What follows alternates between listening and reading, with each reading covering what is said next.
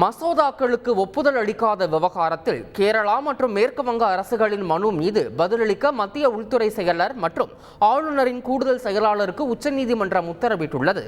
கேரள அரசின் சார்பில் தாக்கல் செய்யப்பட்ட ரிட் மனுவை உச்சநீதிமன்ற தலைமை நீதிபதி TY சந்திரசூட் தலைமையிலான அமர்வு விசாரித்தது. கேரள அரசின் சார்பில் ஆஜரான மூத்த வழக்கறிஞர் KK வேணுகோபால் மசோதாக்களை திருப்பி அனுப்பும் குடியரசுத் தலைவரின் பரிசீலனைக்கு அனுப்பும் ஆளுநரின் நடவடிக்கைகளுக்கு வழிகாட்டுதல்கள் ஏற்படுத்த வேண்டும் என தெரிவித்தார்.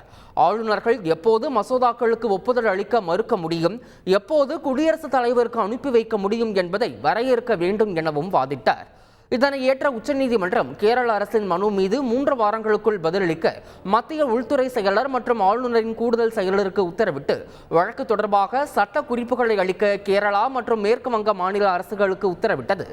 இதே விவகாரத்தில் மேற்கு வங்க அரசின் மனுவுக்கும் பதிலளிக்க மத்திய உள்துறை செயலாளர் மற்றும் ஆளுநரின் செயலருக்கும் உத்தரவிட்டுள்ளது. செய்திகளை உடனுக்குடன் தெரிந்து கொள்ள உடனே சப்ஸ்கிரைப் பண்ணுங்க.